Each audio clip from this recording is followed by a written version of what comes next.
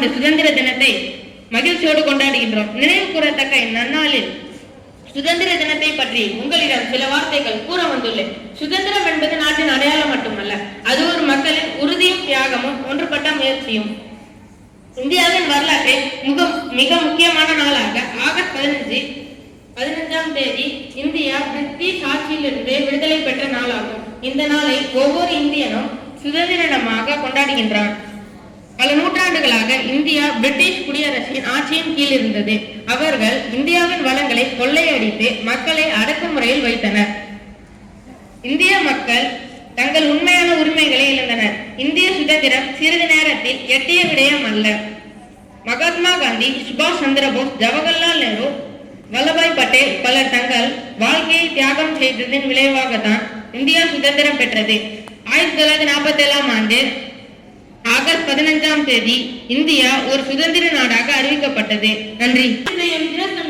பணிய மறுத்திட்டையும் மன்னாதி மன்னர்களின் மண்ணை கிளையாகியும் மதிக்கெட்டு மானுடம் அளித்து எத்தனை தடியடிகள் எண்ண முடியா நகையடிகள், எத்தனை தடியடிகள் எண்ண முடியா நகையடிகள். ஏனென்று கேட்டால் சிறைபிடிப்பு, எதிர்த்து நின்றால் எமக்கு தூக்கு மேடை பரிசளிப்பு. ஏனென்று கேட்டால் சிறைபிடிப்பு, எதிர்த்து நின்றால் எமக்கு தூக்கு மேடை பரிசளிப்பு. உடையிழந்து உடமை இழந்து செக்கிழுத்து கல்லுழைத்து செங்குருதி வேர்வை சிந்தி இறுதி வரை விடுதலை போராட்டம். எப்போது இது எங்கள் துயரோட்டம்? அஞ்சு நடுங்கி வாழ்ந்த போதும் அடக்குமுறையில் எங்கள் தேசம், அஞ்சு நடுங்கி வாழ்ந்த போதும் அடக்குமுறையில் எங்கள் தேசம். இலங்கை உடனடியே அணிதிரண்டோம் ஓர் படையில். குண்டாந்தடிக்கு நாங்கள் ஒதுக்கவில்லை, குண்டடிக்கும் நாங்கள் மிஞ்சி நின்றோம். குண்டாந்தடிக்கு நாங்கள் ஒதுங்கவில்லை, குண்டடிக்கும் நாங்கள் மிஞ்சி நின்றோம்.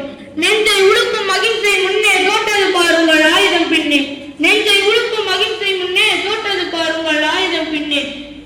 வீரத்தினாலும் காயத்தினாலும் ரத்தத்தினாலும் விவேகத்தாலும் உயிர் தியாகத்தினாலும் வழி வேதனைகளாலும் பல போராட்டங்களாலும் அகிம்சை வழி நின்று இறுதி வெற்றியாய் பெற்ற சுதந்திரத்தை வேற்றுமையில் ஒற்றுமையாய் பேணி பாதுகாப்போம். வேற்றுமையில் ஒற்றுமையாய் பேணி பாதுகாப்போம். வாழ்க பாரதம், வாழ்க பாரதம், வாழ்க. Today I am going to speak a few words of our Independence Day. Wish you all happy Independence Day.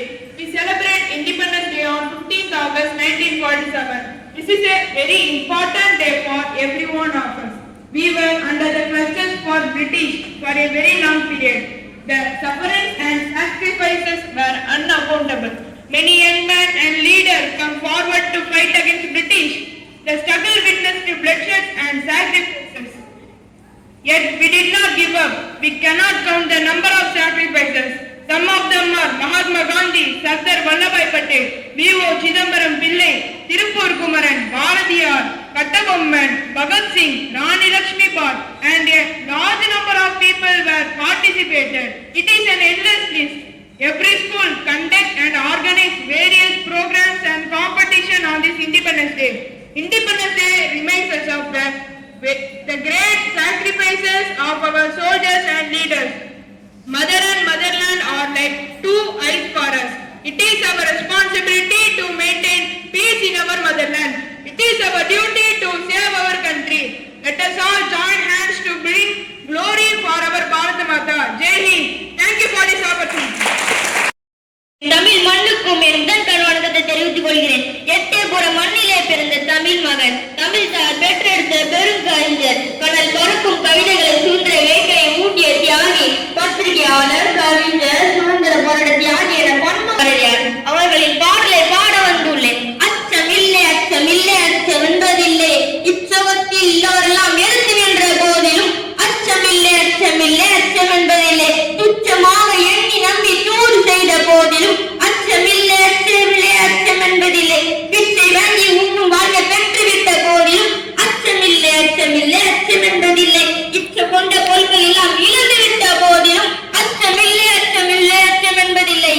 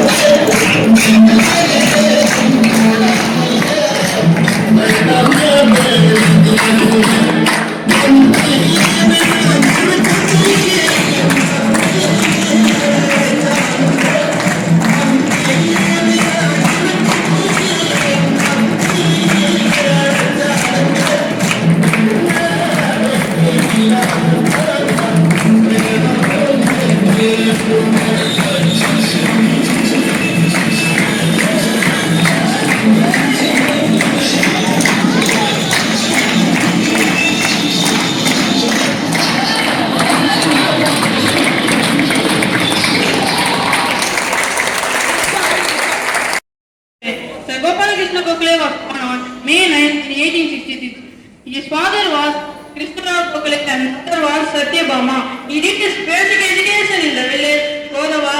When he was 13 years old, his father passed away. After his father's death, his family suffered from poverty. So his brother quit from studies and went for a job. He earned a salary of 1581. He completed his matriculation and joined the Rajaram College. And then he studied at the Deccan College in Pune. When he was 14 years old, he was married to Savitri in 1880. And he worked as schoolmaster in New English School. And soon it became a college. So they made him an English lecturer. In 1889, he joined the Congress party and then he became one of the secretaries. He was moderate person in 1889 and he also elected as member of Mumbai Legislative Assembly. He successfully completed his 13 years of his service for his country and he worked at Ferguson College for 18 years to represent his Congress party. Because of the fortune given by the God person, he gave 45 lectures in 50 days. Due to his hard work, when he came back, he underwent a surgery during the ship journey. Ignoring his poor health condition, he headed the Congress party. This worsened his health condition. As the result of his hard work for his country, Gokhale breathed his last on February 19, 1950. Thank you all. Principal, teachers, parents, and all my dear friends. My name is Mohammed Mubarak. Today, 15th August, I wish you a very happy Independence Day. Independence Day is a national festival, and this year we are celebrating 79th Independence Day of our country on 15th August. 1947 we go freedom from the British rule, so we celebrate Independence Day on 15th August every year. Many freedom fighters sacrificed their lives to get India. They are living peaceful life. We share India, so let us all pledge to do our best and make our country the best country in the world. Thank you. Happy Independence Day. Today I am going to talk a few words of Sardar Vallabhbhai Patel. Sardar Vallabhbhai Patel, proudly called as the Headman of India. He was born in Gujarat on October 31st in the year 1875. His father was Jawaharbhai, and mother was Indirabai. He finished in the primary education in our own village. He passed in the matriculation exam from Baroda Higher Secondary School. He is a professional lawyer at the Gondra in the year 90s. His brother Vittalbhai Patel also practiced as a lawyer. Both wished to go to London to get the barrister title. Initially Vittalbhai Patel and later Vallabhbhai Patel. Vallabhbhai Patel received the barrister title in the year 1910. He stood first among the other students. He was 35 years old at that time. Then came back to India. Vallabhbhai Patel, after meeting a Mahatma Gandhiji, he switched over to a simple life. When Gandhiji, the civil disobedience movement, he quit Punjab and participated in the election. He initiated the Gaduli Satyagraha at Baduli, where the poor parents affected by drought were forced to pay tax for their land. He was elected leader from the Congress conference at the Karachi. His wife took ill suddenly and died. His mother passed away in the year 1932. He is affected from greatly. வீர வணக்கம். என் கையில் இருப்பது இந்திய தேசிய கொடி. இக்கொடியை காத்த திருப்பூர் குமரனை பற்றியும் அவரின் சுதந்திர போராட்ட பங்கேற்பையும் உங்கள் முன் கூற விளைகின்றேன். 1904 ஆண்டு அக்டோபர் 4ஆம் நாள் ஈரோடு மாவட்டம் சென்னிமலை மேலப்பாளையம் எனும் சிற்றூரில் நாச்சிமுத்து கருப்பாயி தம்பதிக்கு முதல் மகனாய் பிறந்த குமாரசாமி என்று அழைக்கப்பட்டார். தொடக்க கல்வி முடித்து துணைக்கடையில் எடை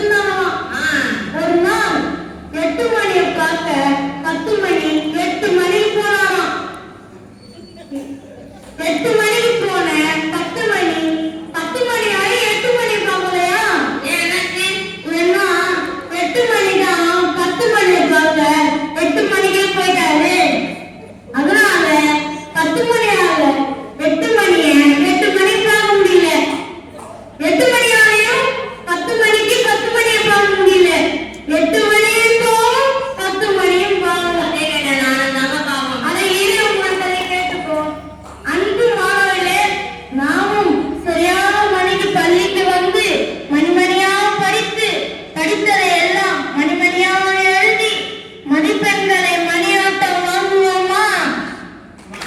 வாங்குவீங்களா? நன்றி. இனிய சுதந்திர தின நல்வாழ்த்துக்கள். சுதந்திர தின கவிதை.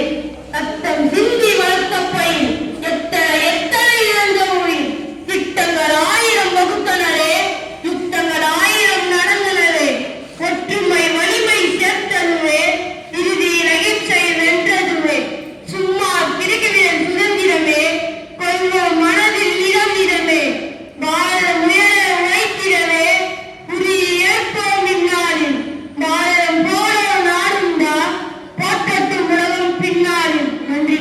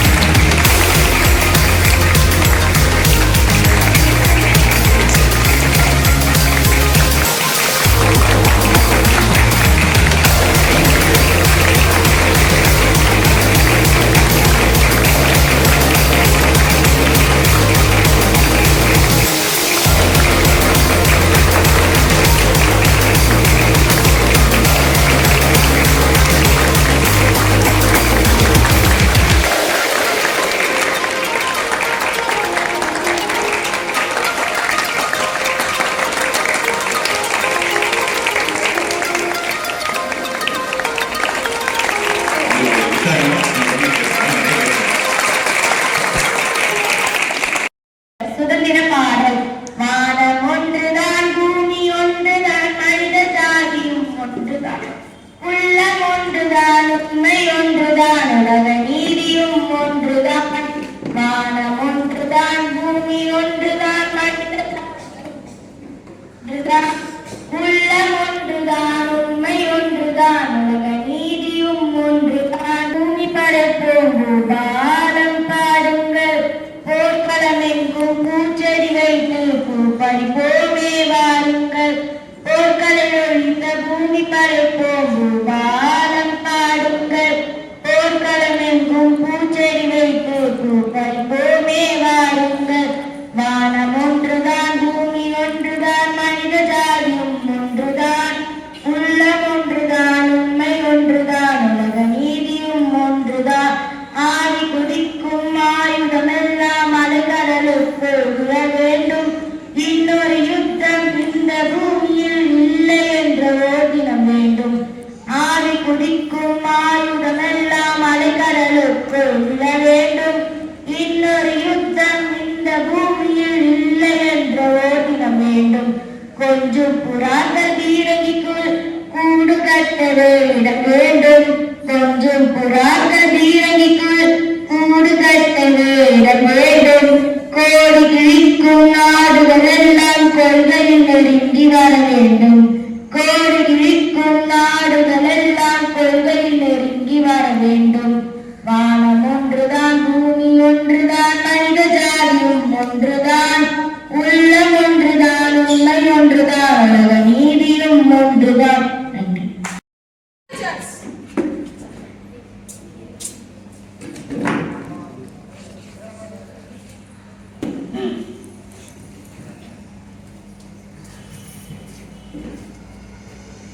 நீதான் வீரபாண்டிய கட்டபொம்மன் என்பவரோ? நீதான் ஜாக்சன் துறை என்பவரோ?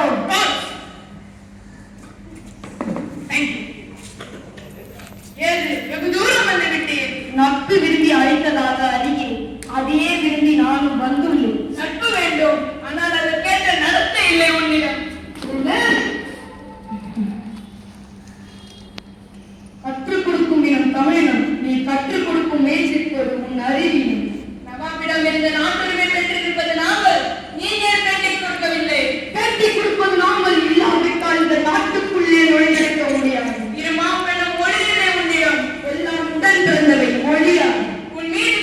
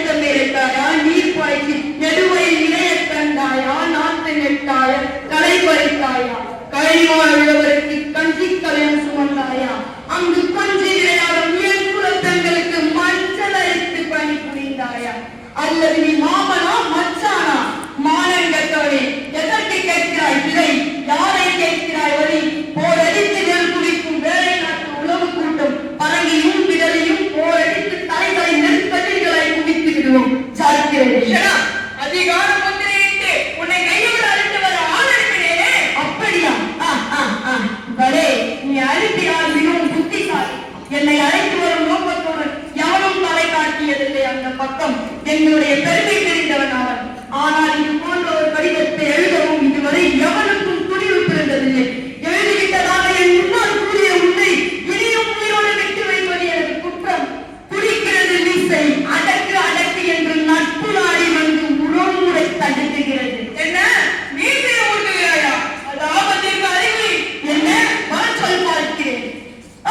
காலம் பிடித்து விடவில்லையா? நாளை தமிழின் வழியை கைவிட்ட உன் தலை உழுந்து போகட்டும். வீர தமிழர் கட்டபொம்மனை பற்றி உங்களிடம் பேச விரும்புகிறேன். பாளையங்கோட்டையிலே பாஞ்சாலம் குறிச்சியிலே கட்டபொம்மன் என்ற பெயர் கொண்ட சிங்கம் ஆட்சி செய்து வந்தது. இவர் 1760 ஆண்டு ஜனவரி 3ஆம் தேதி 2ஆம் ஜெகவீர பாண்டியனுக்கும் ஆறுமுகத்தம்மாளுக்கும் மகனாக பிறந்தவர் தான் வீரபாண்டிய கட்டபொம்மன். இவர் ஜக்கம்மா என்பவரை திருமணம் செய்து கொண்டார். பிரிட்டிஷ் அரசாங்கம் தமிழகத்தின் வரி வசூலிக்கும் திட்டத்தை அமல்படுத்தியது. மேலும் அனைத்து பாளையக்காரர்களும் அன்பாசத்துடன் நடந்து கொள்ள கட்டளையிட்டது. இந்த இக்கட்டான சூழ்நிலைதான் தான் தனது 30வது வயதில் அரியணை ஏறுகிறார் வீரபாண்டிய கட்டபொம்மன். அரியணை ஏறிய முதல் வேலையாக வரி வசூலிக்கும் ஆங்கிலேயரை எதிர்த்து நின்றார். தங்களுடைய சொந்த மண்ணிலேயே சுதந்திரமாய் வாழ்வதற்கு எங்களுக்கு உரிமை உள்ளது. அப்படி இருக்க வரி கப்பம் எதுவும் செலுத்த மாட்டேன் என்று வீரகர்ஜனை செய்தார். இந்த நிலையில் ஜாக்சன் குறிப்பிட்ட இடத்தில் சந்திக்காமல் வெவ்வேறு இடங்கள் வர சொல்லி அலக்கழிக்கிறார் ஜாக்சன் கட்டபொம்மனை. இறுதியில் ராமநாதபுரத்தில் கட்டபொம்மன் ஜாக்சனை சந்திக்கிறார். கோபத்துடன் வெளியேறிய கட்டபொம்மன் அங்கே தடுக்க வந்த வீரர்களை எதிர்த்து போரிட்டு வெளியேறுகிறார். வெளியேறி புதுக்கோட்டையில் வந்து தங்குகிறார். நல்லவர் தோல் நடித்து கடைசியில் ஆங்கிலேயரிடம் காட்டிக் கொடுத்து விடுகிறார் எட்டப்பன். இறுதியாக அக்டோபர் 16, 1799ஆம் ஆண்டு கட்டபொம்மனை கயத்தாறு கொண்டு வரப்பட்டு அனைத்து மக்களின் முன்னிலையில் தூக்கிலிடப்படுகிறார். ஆனால் இன்றும் தேசத்துக்காக தன் உயிரை தியாகம் செய்து கொண்டிருக்கிற ராணுவ வீரர்கள் இறக்கப்படவில்லை. விதைக்கதான் படுகிறார். வாழ்க்கை நம் தாய்நாடு. வழங்காதலின் புகழ். நன்றி.